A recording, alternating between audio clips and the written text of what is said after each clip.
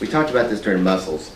So there's three main parts of a neuron, okay, that you need to be familiar with. One of them I'm going to draw is called the cell body. And it's just a cell where the nucleus lives. There's DNA inside. It's the main brunt of the cell, right? Then it's got this long tail that is called what? Axon. Okay. So this one is the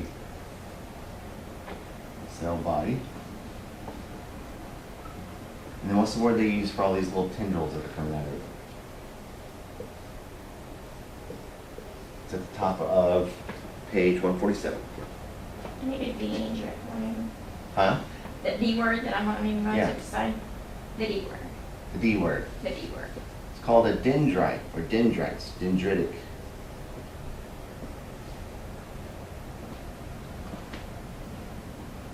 This is the Greek word for tree. Kind of looks like a tree, doesn't it, without leaves on it?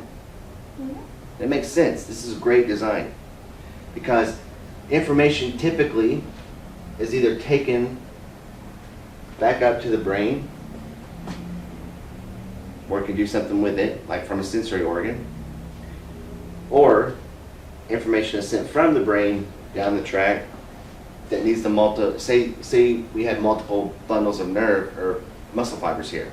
Some can go to those fibers. It's going to be able to branch out and touch and do a lot of things over a localized area to have one effect. Okay? If I want to touch something that's sharp, I need a lot of these in this area to be able to differentiate how sharp or how small that point is. And so it's awesome that they are just spread out in a manner that allows great surface area to be covered. So you don't have so many of these, like say, back here compared to right here. We're gonna have a lot. This is gonna be a lot more dense, a lot more numerous. So you can take in a lot more. Sort of looking for sharper picture or higher resolution of information. Does that make sense? Okay. So information can go either way. Cytoplasmic extensions or process that project from the cell body. They are often referred to as fibers. Dendrites are usually, but not always, short and branching with increased surface area to receive signals from other neurons. The number of dendrites on a neuron often varies. They are called afferent processes because they transmit impulses to the neuron cell body. Only one axon projects from each cell body. It is usually elongated, and because it carries processes away from the cell body, it's called an efferent process. Okay. An axon may have infrequent branches called an axon collateral, usually terminate. I'm not going to ask you to remember telodendria or anything like that. The distal ends of the telodendria are slightly enlarged to form synaptic bulb. Many axons are surrounded by a segmented white fatty substance called myelin. Now here's important stuff. You see in that picture, they kind of are fat and skinny where they form something called a node right here. And this isn't just specific to cells. Anything can be a node, whereas like an abscess is something. Okay? What's the point of this myelin? What does it do? The sheath that covers this axon. Read there for me. The myelin fibers make up the white matter in the CNS. Okay? So you ever heard the term gray matter between your ears? Yes. Okay? That means if it's gray, there must not be any myelin on it because myelin gives you white matter. Right. All right? Hint, hint, hint. Myelin is what white matter gets its color from.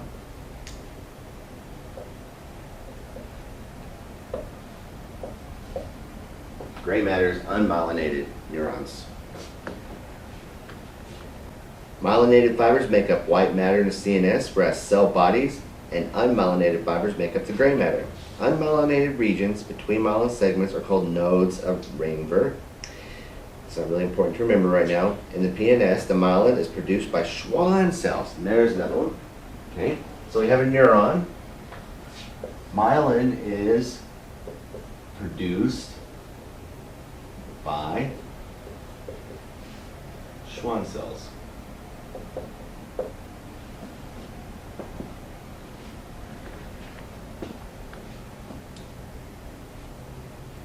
cytoplasm nucleus and outer cell membrane of the Schwann cell form a tight covering around myelin and around the axon itself at the nodes. This covering is called the neurolemma, also not important for you to remember right now, which plays an important role in regeneration of nerve fibers. In the CNS, oligodendrocytes produce myelin, but there is no neurolemma, which is why fibers in the CNS do not regenerate. Right there. So that's why we don't just automatically heal from spinal cord injuries, because schwannomas don't produce a neurolemma. Functionally, neurons are classified as afferent, efferent, or interneurons.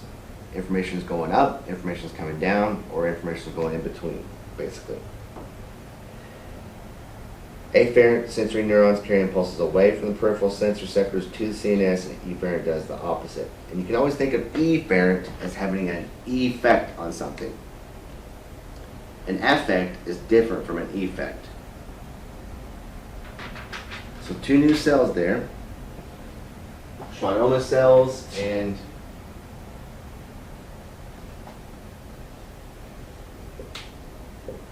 oligodendrocytes. And you can get schwannomas, a tumor of schwannoma cells, or an oligodendroma, a tumor of oligodendrocytes. Okay. So I worked in neurosurgery for a long time. People come in, they have a schwannoma. That means it must not be in the CNS, the tumor, wherever it is. It has to be in the peripheral, right? But it's in their brain. So what's going on? Well, look at that brain there in front of you. If you turn it, you can pick it up. It's got different pieces to it, not fall apart on it. That's cool. So when I say the CNS only consists of a brain and spinal cord, that's it. All these accessory nerves, like your cranial nerves that are real close to the brain, like this right here is your olfactory nerve, this big one. See right there. You can pick this up. All these yellow little fun nerves coming. Here's your optic nerve right there, going to your eyeballs. That's a cranial nerve. It's an accessory nerve. It's not part of the central nervous system. So sometimes tumors form on those nerves, like the one that goes to your ear. It's going to be a schwannoma. It's not part of the brain, it's part of the peripheral nervous system. And I just want to make sure you understand that. You can see these nerves are part of this brain here, but they're two different, we classify them as two different systems, central and peripheral. And even though they're real close to it. Alright. So we've pretty much broken down the basic cell and the different divisions of jobs in the nervous system and the organs themselves. There's one more cell we'll take a look at here in a minute called astrocytoma. It'll come up. We'll talk about it later. But there's three different cells basically in the neuron. Any questions? Comments?